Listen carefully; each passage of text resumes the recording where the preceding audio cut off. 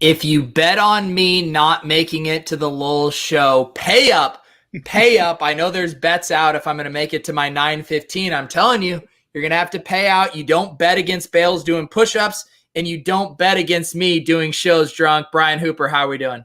Good. I would have bet against Tuttle if he had five shows. Against you, I would have bet money on you for sure.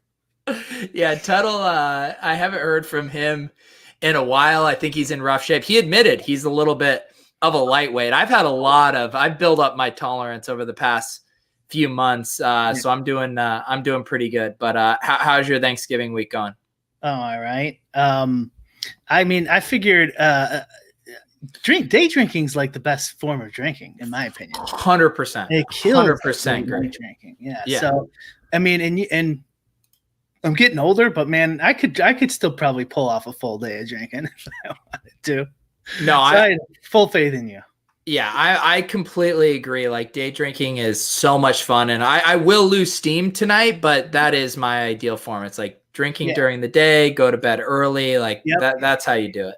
Yeah, one of my first jobs in baseball, the guy was older than me, and he worked for like a couple base, like the Tampa Bay Lightning and the Colorado Rockies, I think, and he's like, that's what I do, because during the season, like, you have no time, and he would just get sloshed on Saturday starting at like 10 a.m.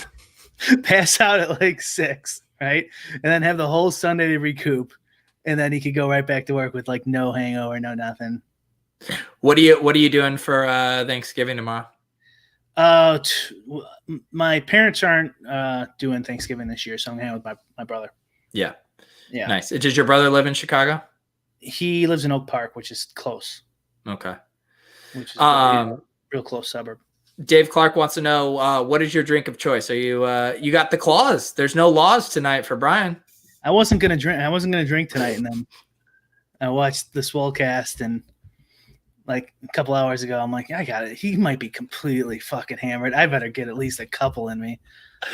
I saw multiple responses tonight of like encouraging drinking. Like, you start watching me drunk on all these live streams, you're like, fuck it, dude. I got to start drinking right now. I see on like my Twitter responses and mentions, I see a few people doing exactly that. Well, the funny thing is I actually so traditionally in non-coronavirus era, like the Wednesday night is like you go home to your parents and you go out with your high school friends on Wednesday night. Like that's that night. And I actually haven't partaken in that. I've stayed out here for most Thanksgivings for a long time. So this is like the most enjoyable Wednesday before Thanksgiving I've had in a long time. Like, this is how I get my social drinking out online the night before Thanksgiving. So I'm loving it. What did somebody say here in chat? It got me thinking, and I completely forgot what it was. Oh, they're mentioning my tweet to Roto Grinders. Yes, Brian had a tweet out to Roto Grinders that I should just pull it up here, honestly, if I can pull it up. Here we go. Let's get this up here. I'm still laughing at it because so many people were upset about this tweet. Man, you've done a lot of tweets. Wow. Now seeing this tweet, I was like, wow, that was 4 hours ago. That tweet. Are you trying to show it? Because it's not showing. No. I'm getting it pulled up. I'm a little slow on the trigger finger today. Here we go. Hey, Roto Grinders. I just tuned in to one of your internet programs for the first time, and I believe there's 2 individuals drinking, possibly drunk, on the show. After tomorrow's slate was just flipped on its head, I was hoping for some picks. Unsubscribe. Where's my favorite comment? This is my favorite comment way down here. Where can I find it? Here we go. I see the point. You pay for a service to be provided and to be taken seriously, particularly when a situation like today happens when strategy, lineup construction, etc. will be key. I agree that it's unacceptable and there should be action taken. That was the only one I didn't respond to, I think. And I saw how you liked it.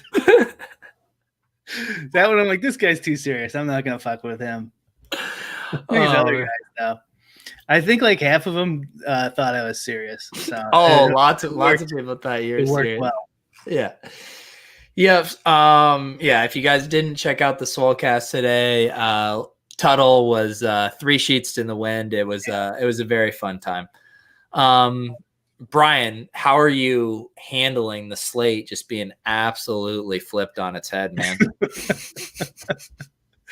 That actually, I wasn't thrilled with that. 3 gamers are fine, I think. You know, Yeah. 2 gamers, just do 2 huge showdown slates, but they can't change that now, and they wouldn't. They would do a 2 gamer millie, but yeah, 2 big millie showdowns would have been awesome compared to this.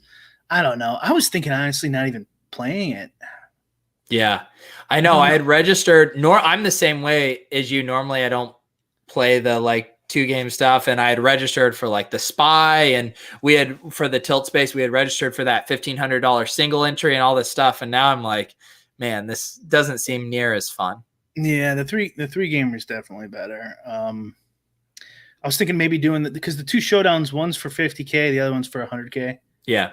So it's like, yeah, maybe I'll do those. I don't know. Which one is the 100K? The second one. Okay. But I already signed up for Yahoo and Super Draft, so I'm like, I don't know. Maybe we'll just do them both. The two gamers are dumb.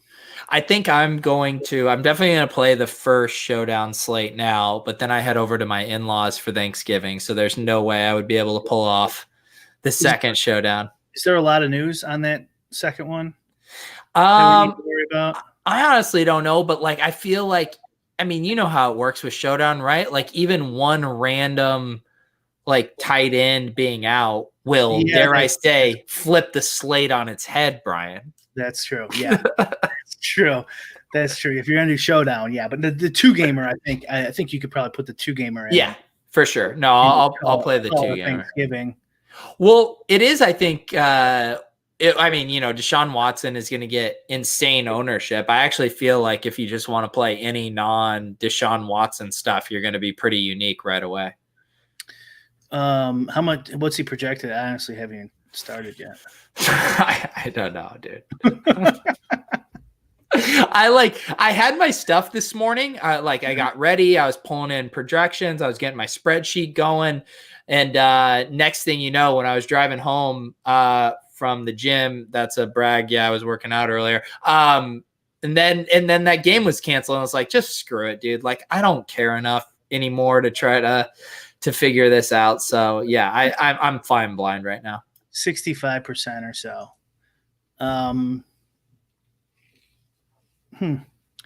Yeah, I mean, that could be something.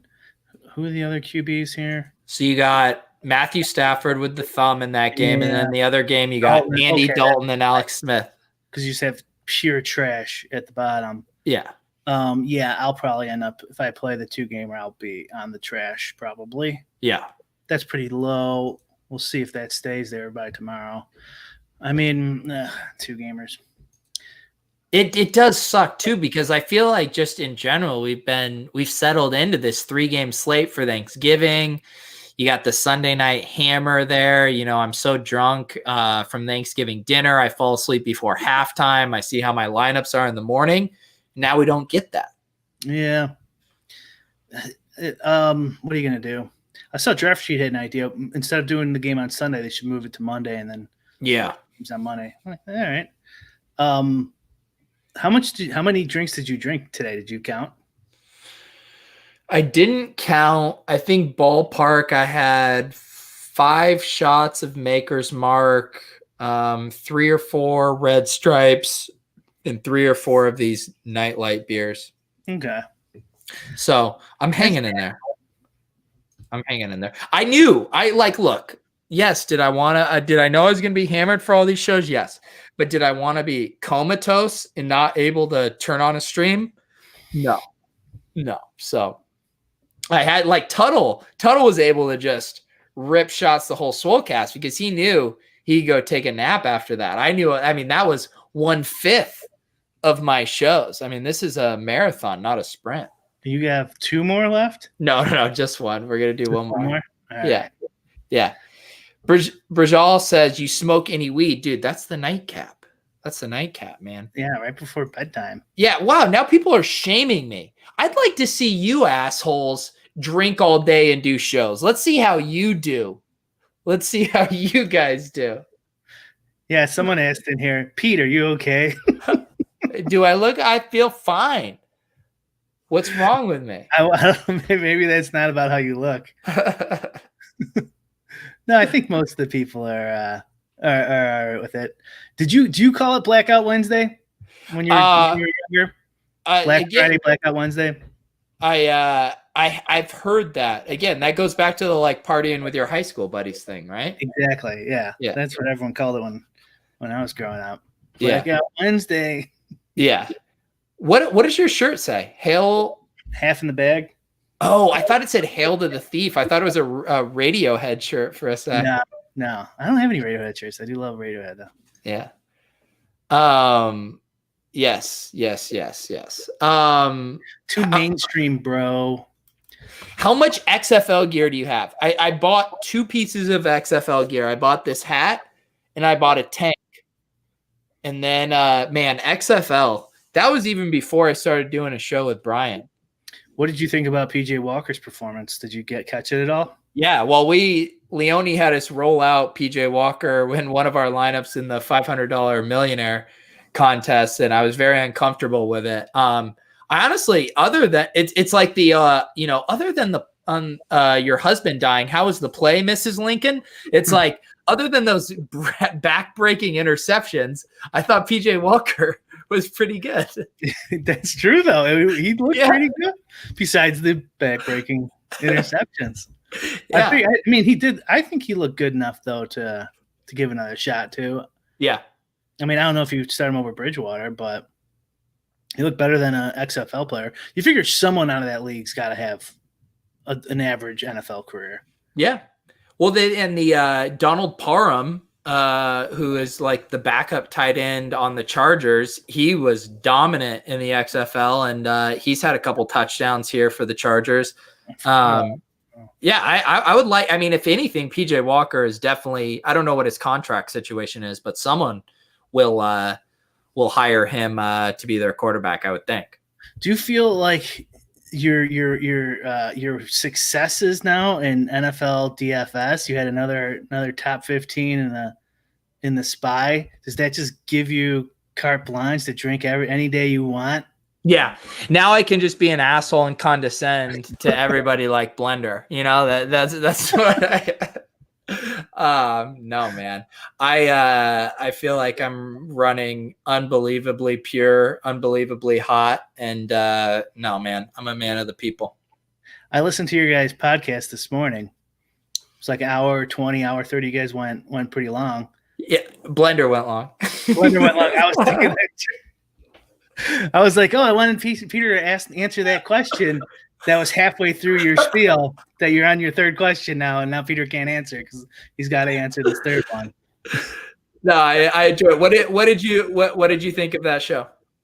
No, it's good. Yeah, he was like the skin in the game thing. I'm totally down for it for sure. I mean, I think that's just a simple economic principle that's true. A profit like a profit and loss principle that applies across every sector. So I'm totally down with that. I don't think it's that not that he said it was, but I don't think it's like you need to read Nicholas Taleb to get that. Yeah. We got Jordan in the chat, so we can't talk shit about Jordan because he's here watching everything we're saying. No, I enjoyed doing the podcast with Jordan. You guys should check it out. Theory of DFS. He normally does it with Eric Beimfor, but Eric was too busy playing, I don't know, college football DFS or something, or like installing a barn door for his newlywed wife. So he wasn't able to make it. I hopped on there, and it's a good show. Jordan is very sharp. At the end, he had a couple things that he was talking about me that I don't think are dead on accurate. Like the difference between 17.8 points and 17.5 points is not necessarily the highest on my list. I do think public projections can be off and ownership can be off. It's just not nearly as bad as it used to be. Yeah. So there are some edges still to like make your own. And in some cases, I don't think being 0.3 or 0.2 or point whatever is that big of a deal. So where do you think your biggest edge is right now? Like just conceptually. Um, the game theory, I think, which for me is just like applying logic Yeah. to how I do it. I mean, I think that's what it is, but I think making your own stuff helps. It depends. Like I said this on a couple of other shows. If you're going to do that, like just make sure you don't fuck it up. Like make sure you're not way off. You don't have like major errors in your formulas and stuff like that. How much do you think is it like being able to adapt on the fly? Like you're able to, with your kind of statistics background and stuff, you're able to back test this stuff. You're able to double check like what correlations are actually working and then implement those versus on the fly. Say someone like me, where I take people's word for it on what correlations work and I try to implement that, but then the game might change. And I feel like where you would have a massive edge over someone like me is realizing that shift before I do, because I need to make sure it's, common knowledge by then. And maybe I'm willing to adapt it earlier, but you might be someone on the front lines discovering that trend ahead of time. Maybe. I don't know. I think it's more like you can't adjust for like a showdown slate like I can. Like, because I know your process. Like, there's no way you can do it without doing it the way I'm doing it or guessing. And hopefully you guess right. Yeah. So I guess you could do it right. You could guess right. But, like, I don't think you can adjust for all those parameters in your noodle. I don't think it's possible. Maybe it is. Whatever. I mean, I don't know everything. But that's where I think doing all your own stuff and doing your own sims.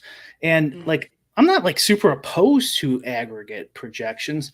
I do think there's a little bit of a fallacy, like of the wisdom of the crowds type of thing. Like these projections that they all pump out there, some of them are better than others, and some of them update quicker right before lock than others, which is super important. And so, like, I look at it more like if the DFS gods could come down and give us the most accurate possible, humanly possible projections, and you aggregate away from that, you're going to be using worse projections. You know what I mean? So, like, I think it's worth it. I mean, you could do it Nate Silver style, where you rate each projection based on how accurate you think they are, studying how accurate you think they are, something like that. I don't know if I would do it that way because they change their own processes, and then it might be different than what your history is. But I'm not against aggregating projections. And I also don't think, another thing you guys talked about on there about that I think so many people do their own projections. I was also talking like top 10, top 20 guys. Like Alex does, the Burrito Brothers do. I bet Utica does. Maybe he doesn't, but I bet he would. Mac Levin, I bet he does. I don't know, but I would guess. And other guys up there, like I'm almost positive all of them do. Yeah. Yeah, no, I think when we initially talked about it, I think it seemed like when you said it, you thought like top 300 guys did. Well, I was putting the cash game guys who don't track on Roto Grinders in there. Yeah. So whoever those guys are too, Empire Maker, obviously. And I was really thinking about it like on a probability distribution. Like I thought like 50% chance he does at least. Yeah. Where you were saying like 10% chance he does or whatever. Yeah. And he did respond to my thread once and said he does, just for the record. So newsflash, he was fucking with you. He's like that. He's like, yeah, I make my own projections. Yeah. No, I think that was a funny thing how that all played out. But yeah, I don't know. I don't know where I'm too drunk to connect this thread right now. And I don't think RBX88 is an idiot. And we were just joking around with him and stuff like that. No, we love RBX88, and every few weeks he'll hit me up on Instagram. He wants to come on the show. He's a good dude. He's been very successful, and like I do agree with Blender to some extent. Like clear, like something he's doing. Like you don't get lucky that many times in a row. Okay, so I remember that too. So leaving RBX aside for a second, you could definitely get as lucky as RBX has. I think that's bullshit to say that proves anything. I think that's wrong. Winning 3 milli makers, that almost like would definitely happen to somebody who's lucky if they play enough. But sure, it could happen. But what would you put the percentage chance that happens? Really quick before I get people saying I hate RBX, bringing RBX back into it. I've been looking since he started winning. I've been looking at some of the stuff he's doing, and he's not. I think he's good. I think he's, clearly trying to not dupe, and he has some sort of strategy that clearly is working. But I think if you did just run out a simulation of like a Z score or something like of how average players are and stuff like that, and you played 10 years of DFS milli makers of all these players, like you would get these aberrations of a guy winning 3 milli makers. Like almost always. But we're still talking like sub 1% chance of someone winning. Like almost guaranteed to happen. Like a lightning strike. It's very rare that it's going to happen, but it's going to happen. My uncle was struck by lightning. He didn't win the lottery. He got struck by lightning. It's going to happen to somebody. I don't think it proves anything. I'm not saying anything about RBX. He's fine. He has a strategy that makes sense to me. After looking over, but what did you learn when we haven't talked about this? What did you learn when you were looking into more of his lineups? That he's conscious, and especially in showdowns, of how many dupes he should have, and he has a strategy to achieve the number he wants, and that's pretty hard for a lot of people to do. And what about none of his milli maker wins were showdowns, were they? No, I can't remember one of them, but he did have one where he told us off air like a little bit about his strategy that won, and he was doing something similar. Yeah. I can't remember all the things he won. Yeah. Yeah, like you would so he didn't win, so he won 3 milli makers. How about guys who play hundreds of milli makers and don't win? So does that mean me and Alex are bad? No. Well, that was the fun. That was the whole fun. So much randomness in it. 3 is not enough. Yeah.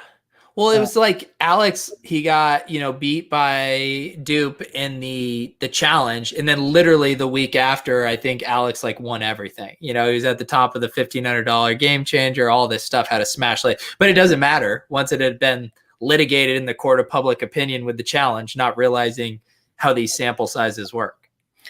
Yeah. That did happen. He didn't have a good slate, but I think that the size and volatility of these milli makers kind of doesn't work for his theory of skin in the game, where it's like the general idea of skin in the game. Yes, totally agree with it. Profit and loss, very important. This is the feedback mechanism that has spawned capitalism and been the most successful, way for humans to thrive. But it's so volatile, the milli maker, that doesn't really, that's not like check the scoreboard or whatever he was saying. You could do a blender better than I can. So it's not, that doesn't really apply. It's one guy wins 1 milli, check the scoreboard. It's no, obviously that doesn't make any sense. 2, no. 3, leaving RBX aside again, I don't think so.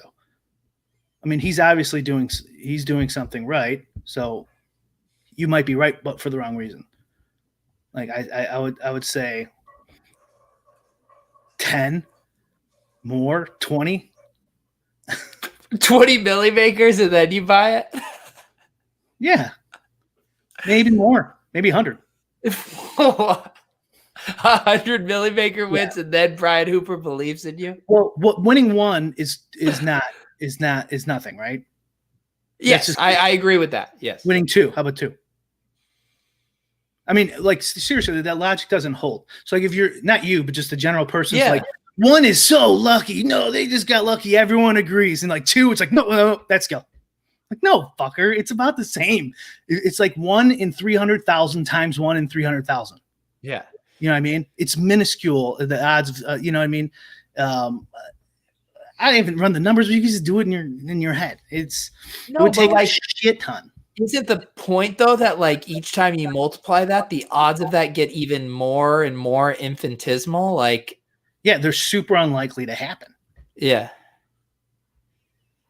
So so then it's just like, this thing, like you said, you see like a baseline of like RBX88. He's not just punting it off. He's not just blindly throwing lineups. Like he's doing something that gives him like a better shot than just a monkey putting in lineups. Yeah. Again, leaving RBX88 aside, leaving him aside, he's doing something. I'm just talking in general.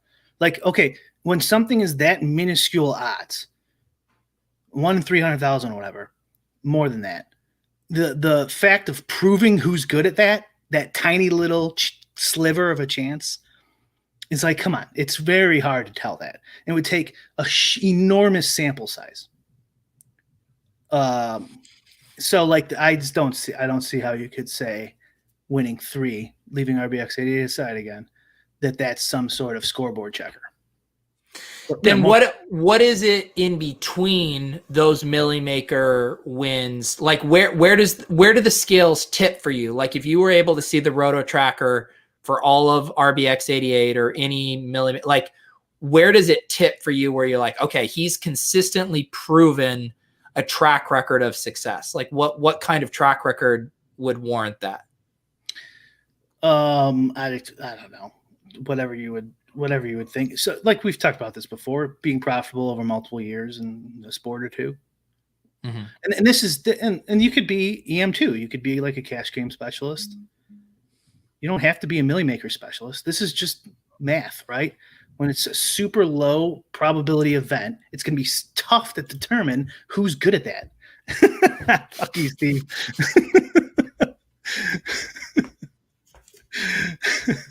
I bet if I won like Steve, I'd be like, no, it's all skill. It's all skill. Jordan couldn't hit the nail on the head.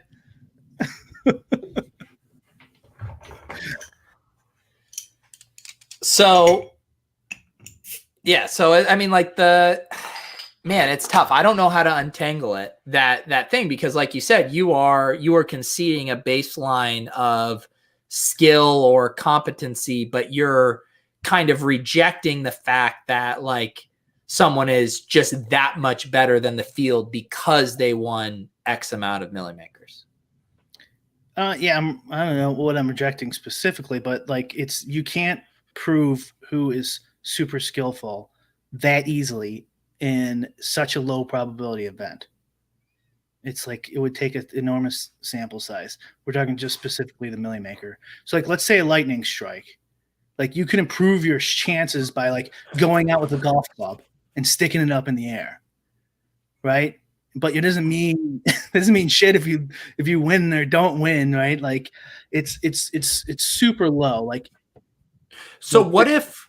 How many? Like, where is your threshold? Because I know people, and I know Blender talks about this too. Like the idea of top 1% finishes. Like, where's the threshold for you of like if you're finishing consistently in this top X percentile, that shows that you know how to build good tournament lineups. Yeah, but we don't even need to go that far. Why hasn't Alex Osmo Baker won one? A Millie Maker? Yeah, because he's unlucky. Yeah, I mean, is he doing it wrong? Probably not. He's probably doing something right. He hasn't won one. Yeah, I mean, it doesn't change your opinion of his skill level. No. And so if he won 3, though, it would. But it's great for his website. It's great for him too. I mean, hell, I'd like it. I'm not saying that, but like seriously, take Alex's actual sample size up until this day. If he won 3 Millie Makers in there and those ones he lost, that shouldn't change your opinion on him. But it would. It's stupid. Now I'm playing. You're stupid.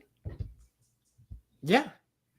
I mean, that's how all this stuff. And why do why do players and touts specifically go after qualifiers and milli makers? Because the cred in the screenshot equity is so great relative to the marketing power it has versus just being a consistently winning player that doesn't have like the prestige or the marketing splash to it.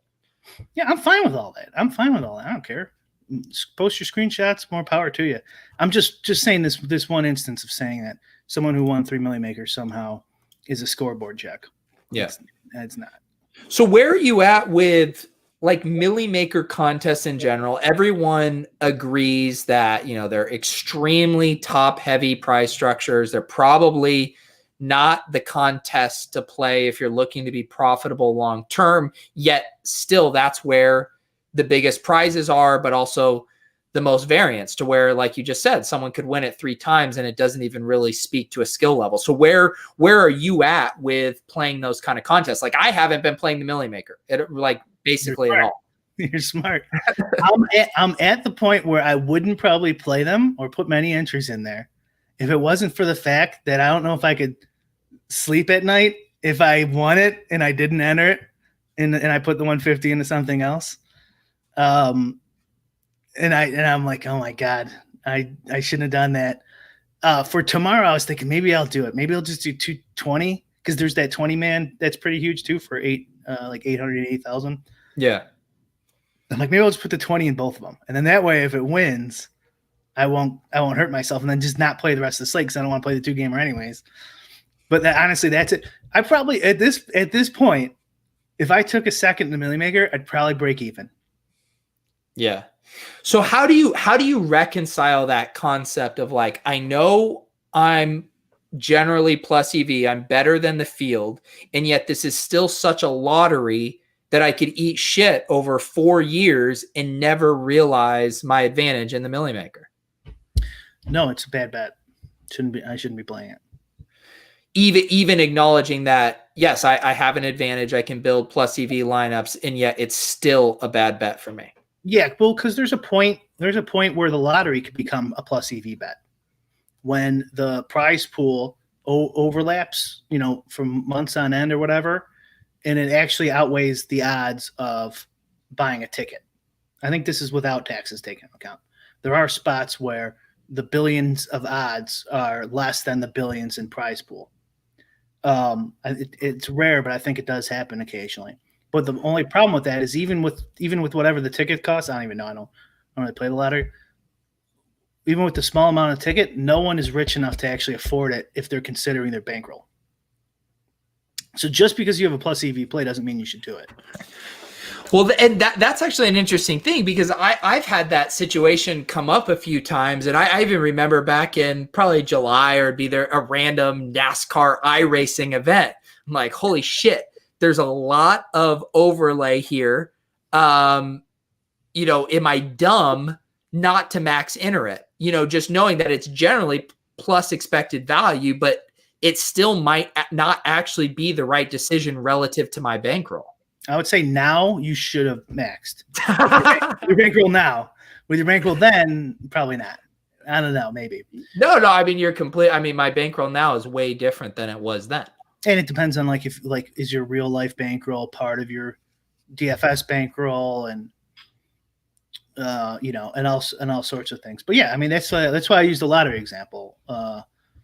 I don't know if I've ever said that on stream before, but I've used that with other people before, where it's like, just because you have a plus EV bet does not mean, because there's bets where even the richest man on the planet, even Jeff Bezos, and I think when I used that analogy first, I think Bill Gates was the richest man. That's how long ago I thought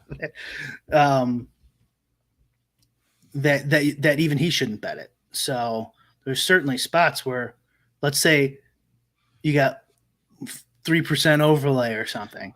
It's like, that's not worth it to take a shot of 150 on your $2,000 bankroll, buddy. Like 3% is not going to do it. Those NASCAR ones though were like 30% overlay. Plus they had the edge of if you just stuck around 8 minutes before a lock, like those rare opportunities. Like I would gamble. I have more gamble in me than most people. and I consider myself a nit, but I guess like compared to regular people, I'm not. But like, yeah, those rare opportunities, I think like, I mean, I'm not even joking. Like up to 50% of your bankroll, I would wager, and just like say fuck it, YOLO. So what is your contest selection for NFL right now? I don't even know what you've been playing. Not much because, well, not much on DK, but Yahoo, you've been like, jamming. I play everything, but like, because I told myself I'm not going to play till I win, because like we've been talking about off stream, my new strategy. I'm not 100% sure with this first year. I'm doing exactly what I'm doing now, so I want to win something before I start going crazy. Yeah. And I don't think that counteracts my RBX 88 point. I'm not saying I got to win the Millie Maker. Yeah. But yeah, those Millie Makers. And it's also like it gives you a bad sense of your skill level, because you could take like 300th, lose money, and that 300th lineup could have won like a whole bunch of different types of slates.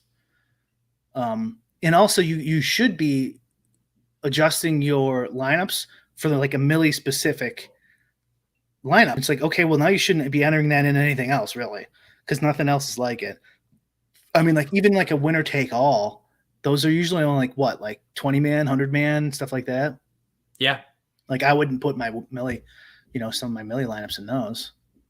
Yeah. That's what I've been doing for Showdown, where like I do my pruning, for ownership, and then I still take the top off there and put those into those winner take all contests, and then keep trying to drill down even further to where I get to the stuff. And I'm still ending up with a lot of dupes lately. Showdown's different. Showdown's a little different than full slate there. Like, cause you don't want to dupe. It doesn't matter what you're entering. And so like, if you're entering, I don't know, 100 man or less or something, okay, don't worry about it that much. But like anything above that, you gotta start worrying. And so I was looking at showdowns from last showdown slate where I had 10 cash lineups, which for me is going to happen quite frequently in showdowns, because I'm either going to win without many dupes or I'm going to lose most of my fucking buy-in. So it's been, and mostly this year it's been, I think I took first and won. And so mostly this year it's been losing. And I was looking at like other people, because I usually look at guys who play the same style as me and make sure I'm not going crazy with my exposures, and my dupes aren't too low too, because you don't want to put something in that has 0% chance to win. Which I think I have a stopgap where I know a lineup has no chance of winning and will not make my top 50, even though it won't dupe. But I looked at Dinks, not to call him out, but I looked at Dinks, and he has a lot more dupes than me. It could have just been that late, because I don't really pay attention to his lineups. No offense to him, but yeah, and he had a lot more dupes. And because the reason I looked at him was because he was in first a lot of the night. I'm like, oh, and I always get jealous. I go, this fucker's gonna win 300 grand, asshole. So I looked up his lineups the next day, and it was super dupey compared to like how I play. Not that there's anything wrong with maybe he's right and I'm wrong, or maybe he just did it that slate because it made sense for him. So there's different ways to play, but for me, showdowns is about avoiding dupes, even in the ones that aren't that have like 1,000, 2,000 people, whatever. It's like, why would you split half your profits? I mean, it's not half, you still get second, but like 5-way or whatever. It's like, if you can avoid it without losing too much. Yeah. We got Brajal in the chat. Brian, as a new DFS player, what's the best advice you can give for the 2-gamer? I assume he's referencing tomorrow. If I play the 20 max 2-gamer tomorrow. That was, I started a Discord today. I don't know if you saw that during your binge here, but you started a Discord? I did. To compete with my Discord? This is where people are going to go for the Sims now? I'm going to give them out. Just as long as they unsub from your Discord, they get everything they want. A mass exodus. I'm not giving out any Sims in my Discord. I'm like, okay, I have to go and check and see if you're subscribed to Peter's Discord. Okay, you're out. All right, here you go. And the reason I brought that up though is because somebody asked me that in the Discord, and my answer was lots of prayer is probably the best, especially if you're going to play that big one, which I will too, but it's going to be tough. I would allow a lot of DVP action on a 2-gamer. Yeah. I don't know what 6, 7, 8, 9 max. I don't think anything along those lines. And then from there, for me, it doesn't change much for what I do. And I'm hoping that through simming it out, I can get, smart lineups in there. Like if you're not going to do that, what site do you use? Who is that? What? What site do you use? Let's see if he'll answer. Patel. Oh, yeah. I mean, I assume 20. I don't think FanDuel has 20 maxes. I assume he's talking DraftKings. Crunching. Like, do you have an optimizer? Oh, okay. So, do you even opto, bro? Do you even opto, bro? So, like, one little tip I would do is if you're doing the new correlations, like all the sites have them now, right, Peter? Does RG have it too? I have a subscription there. I just haven't looked in a while. What are you asking if they have? They have the correlations tabs and stuff like that where you can correlate wide receiver and quarterbacks and stuff like that. You mean like create groups and stuff? Yeah, but with correlation, like Fantasy Cruncher does and Fantasy Labs does. I'm honestly not sure I don't think the RG one has that. No, okay. Well, on the other ones, you can create the correlation. So I would still do that. Yeah. And I would add in the showdown slates, if you're playing those tomorrow, a correlation of QB and QB, because there is a little one there. There's actually a big one there. Yeah. But so in the full slate, you're not going to have to worry about it. But I would just do the same exact thing, allowing the D to play against the opponents, throw in the correlations there, and let it ride. I mean, dupes are going to be a problem. So if you're not used to figuring out how to not get rid of dupes, you should at least consider it on a 2-gamer. I want to, we should probably look at that. Why don't you talk? Maybe I can. No, when's the last 2-gamer? We had the 2-gamer like 7 or 8 weeks ago when it was, or maybe not that long ago. It was when the Bills and the Chiefs played, and it was a Monday night where they had to push a game, and we had a 2-gamer.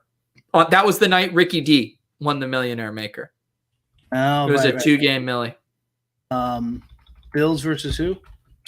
I believe the Bills played the Chiefs, and I can't remember what the other game was that night.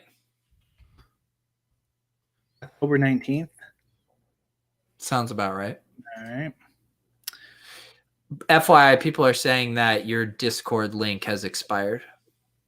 That expires? I don't know shit about Discord server, guys. This is what you get for trying to spin up a Discord behind my back. The default I think sets to like a day, but if you do like the drop down menu, you can get a link that doesn't expire. Okay. Cobra lets us know it was Packers Falcons was the other game. Okay. I got it. Monday Night Millionaire. Ricky D, there he is. Okay, let's take a look. Do you want to share this maybe? Yeah, throw it up. Yeah.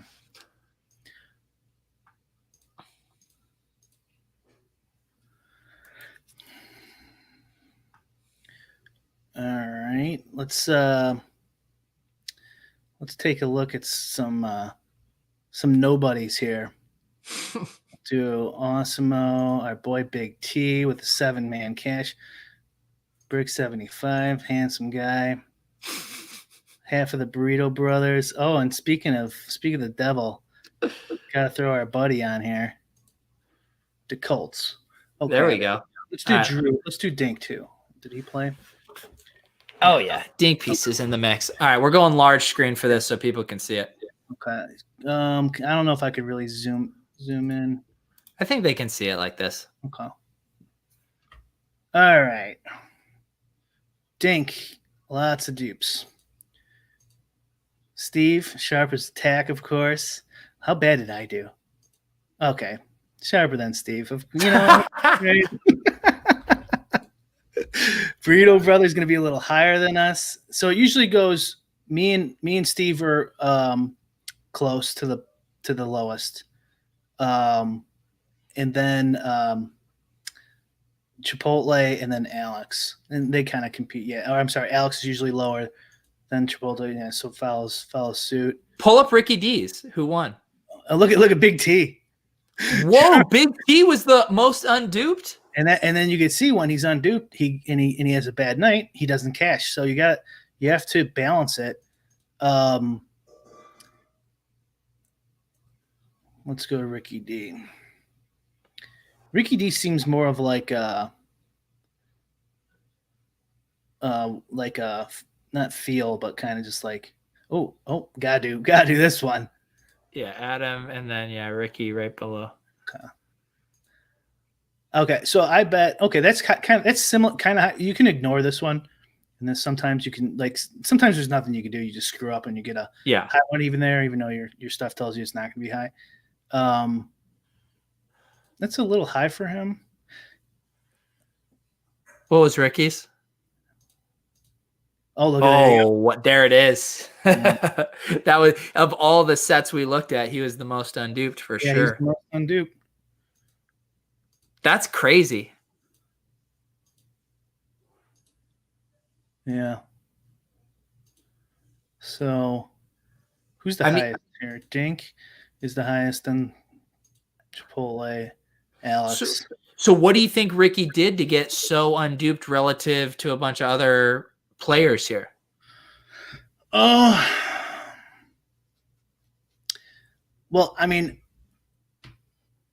it's not that difficult if you know what you're doing. Like if you're either pruning or you're coming up with a formula. And so if you just do those things to the max. So you just make your formula not allow anything over this X, Y, or Z, and you'll have a bunch of 1s and 2s. And if you prune the ever-loving shit out of it, you're going to end up with a bunch of 1s and 2s. So it depends on how you want to do it. But when you prune a bunch of those, you're also getting rid of a ton of lineups that have the best chance of winning. Right. Yeah, for sure. And I mean, I've said this a bunch of times.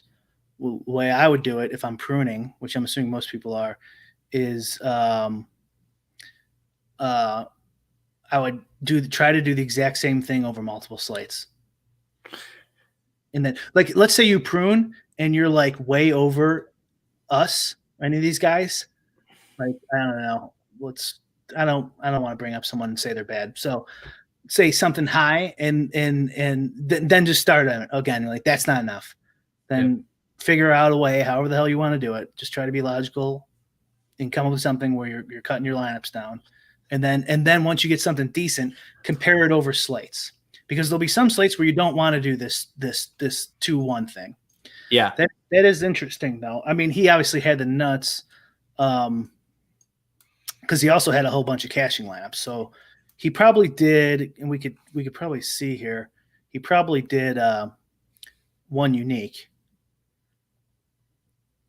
It looks like. Oh, you mean in his settings for his build? Yeah. Just one unique. Let's see here. How can you could see he basically went even distribution on his QBs. You could do it. It takes a second, and then you just you break it down. But I want to look at some other stuff first. So let's see the ownership for the QBs. Whoops. Blowing it up is kind of screwing me up here. No, you're good. I think people get the gist. Why isn't the ownership going? Wait, I have to shrink it, I think. While you're pulling this up, I am going to pull up something here just to give a shout out real quick while you get this up. So this was a guy who I stumbled across when we were doing League of Legends stuff. And he has this site, sports-projections.com, and he created a little showdown analyzer where you can just download the CSV from your contest. And you can do this with some sites, but you can just pull it up and quickly query your lineups or anyone else's lineups and immediately see the lineups and how many dupes they have. And I've been doing this in my showdown lineups to quickly check how I've been doing. And this is a free site here, sports-projections.com. Definitely valuable if you guys are wanting to do that research of seeing how duped your lineups are. I think that's pretty valuable. Yeah, I heard you say that. That does seem pretty cool. And it just takes you a second, right? Yeah, literally just a second from the contest. Download the CSV, upload it, and then you can immediately type in any username and check how many lineups and dupes they have. Huh. There's somebody now messaged me on the Discord. It's like, why don't you come into the show, dude? What are they saying? I just did all caps by accident. That's my move, man.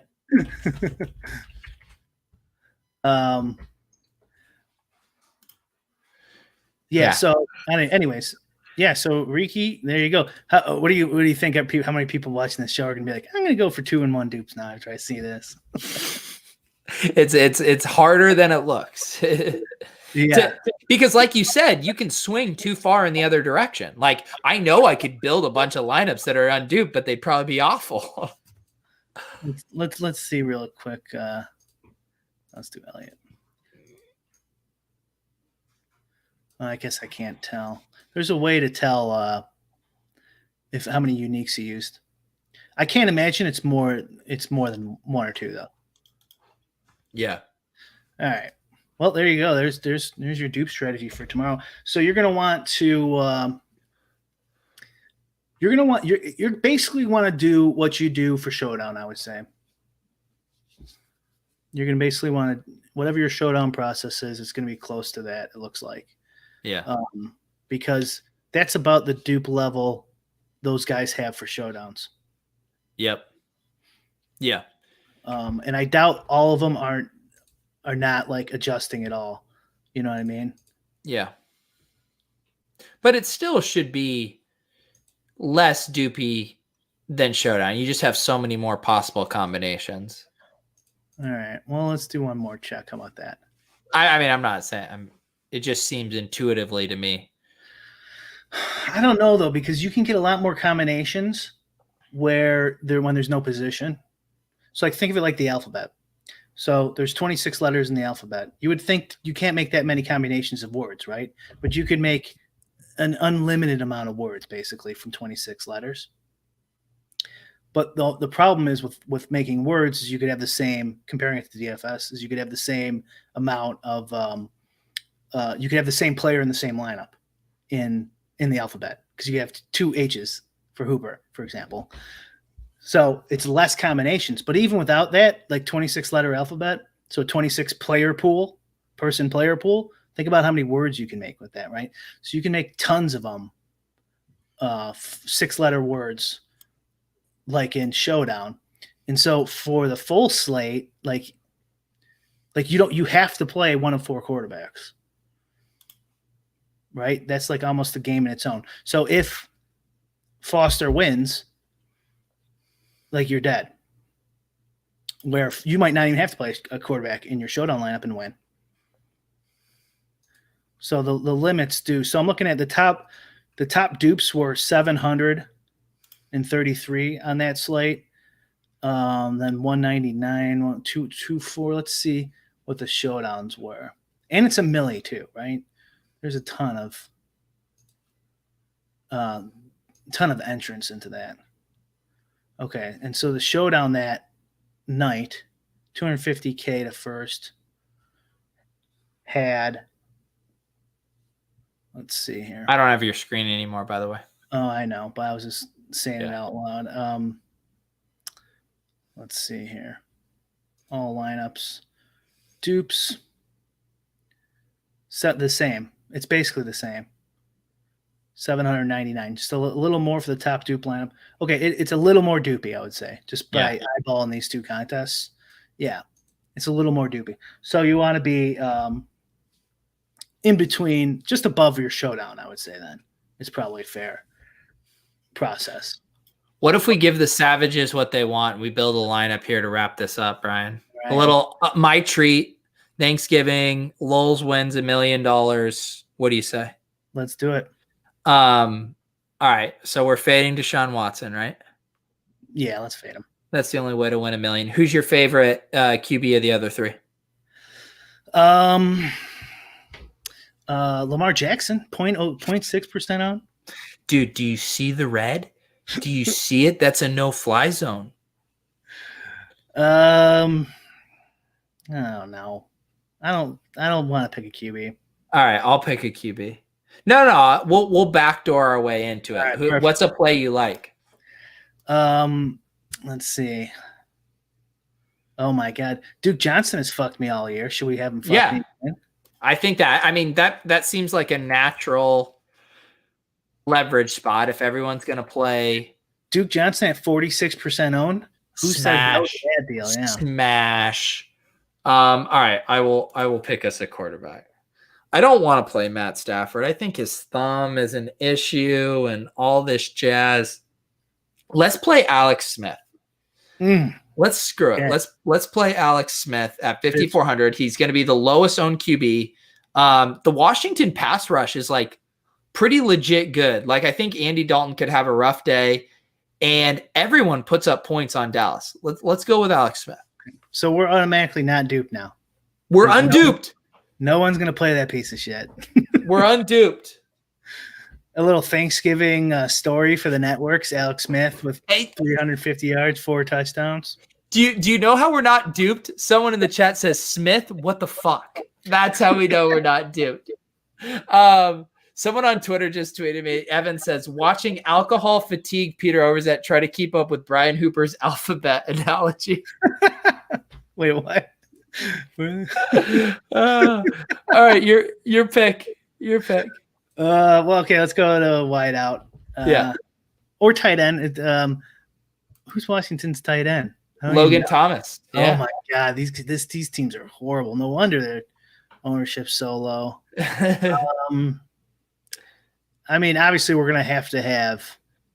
Well, I think once we do it, like I was reading, so Beimfor did a Slate IQ article on like one of the most positive leverage constructions on these 2-game and 3-game slates is QB, RB, wide receiver, and tight end from the same team. Just like a more of an onslaught. Sure, I mean, whatever. It's a fucking milli maker. I know. I'm not forcing you into it. You pick. It's your pick. It's your fucking pick. McLaurin. Oh, great. Brian's a chalk donkey now. Wait, he's got a Q tag? Dude, the Q tag is what keeps the fish away. A Q tag a day keeps the fish away is what I always say. All right, let's get Logan Thomas in here. I want to correlate the tight end with our quarterback. Back to you. How many lineups do you think will be dead tomorrow? How many what? Dead lineups do you think there'll be tomorrow? What do you mean? What do you mean dead lineup? Of people playing Ravens players. Oh. Patriots players. I think it'll be pretty low. I mean, this came out, I don't know, 2%? Okay. What do you think? I don't know. Thanksgiving Day. I think it might be up there. Your pick. Oh, I've touted this guy before anyone else. Swift here, running back Q tag. Get in the Q tag here. There we go. Wow, the chat wants Swift. They want Swift. You gotta do Swift. Well, here's the deal. I want to onslaught the Washington football team if we're doing it. So in the flex, we got to pick a running back. It's either McKissick or Gibson. Although, I mean, we're going to need to get a Cowboy in here. So I guess the question comes down, do we want Zeke in the flex, or are we okay going with Washington running back and then a Cowboys wide receiver? Whatever doesn't give us that Alex Smith dupe. There's not going to be a lot of Alex Smiths, but whatever the ones that they do it is going to be some, clearly duped correlated lineup with Alex Smith. Yeah, I was looking at the advanced sports analytics correlations, and McKissick, McLaurin, and Alex Smith all had a pretty nice positive correlation. So what if we onslaught it here? Alex Smith, McLaurin, Logan Thomas, J.D. McKissick, and now you need to give us a Cowboy wide receiver coming back. Okay. Or what about we ditch Logan Thomas, McLaurin, McKissick, have a naked Alex Smith, No. runs it in, old school Alex Smith running for 100 yards and 2 tutties. I got to shut you down somewhere. I got to All right. fight back somewhere. How about well, I mean, there's not many choices here, is there? That's what we're dealing with. I mean, we do have the salary, so I mean, either one's fine with me. I mean, CeeDee Lamb's obviously a fucking stud. So Gallup is the leverage play, right? I mean, he's going to be the lowest owned of these three. Yeah, and then we'd leave a bunch of salary on the table. Well, all right, throw Gallup in there. Oops, that's Cedric Wilson. We don't want him. Yeah, we're gonna end up leaving a ton of salary, but we're trying to win $1 million, brother. Should I go to Ricky D's? How much salary he left on the table? I'm not salary, ownership. So whose pick is it? Yours? So it is my pick. I mean, so we played Swift. I do think we go with a Houston wide receiver here. The question is, both Will Fuller and Brandon Cooks are going to be very popular. But I feel like if we're playing Swift, I feel like with this lineup, we can probably eat chalk, but maybe I'm wrong. What do you think? So Ricky D had 286% ownership for his winner. What did you say? How much? 286%. And he had a six-man stack with 2 opponents and the defense. So what's that? What we got here? 110, 30, 40. Oh yeah, we got plenty of salary. Oh yeah, we can do whatever we want. Yeah. Okay. Who do you want? If we put in Fuller, we still have enough money, right, for a D? Oh, he's 6,900. A very nice amount for a D. I assume with this construction we pick either.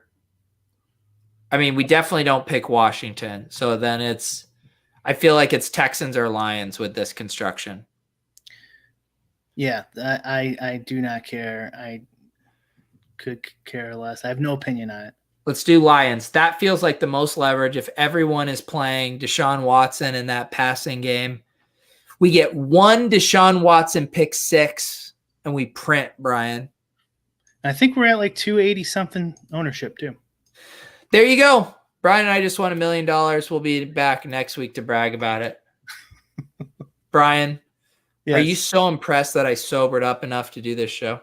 I'm pretty impressed. Yeah, I had faith in you the whole time. I was kind of hoping you'd be a little more drunk, honestly, but you have too high tolerance. Yeah, I mean, the thing is, like, I ate up so much Chinese food right before I came on. I think it really sobered me up. The chat says this lineup is so gross, it's bound to cash. I honestly like the lineup. I think we pick the leverage spots in every place. It is literally like a last place or first place kind of lineup. I like it. Yeah, it's all right. I mean, Alex Smith is rough to put in there, but what are you gonna do? You're trying not to do and get as lucky as humanly possible. That's right. All right, guys. We on behalf of Lolz, we hope you guys have a wonderful Thanksgiving. Please subscribe to the channel below. Smash the like button. Eat a lot of stuffing and cranberry sauce and get drunk and late swap off of the nuts. Brian, any final words for the people? No, happy Thanksgiving. Happy Thanksgiving. May your dupes be low. May your winnings be great. We love you guys. We'll see you next Wednesday for another edition of Lolz.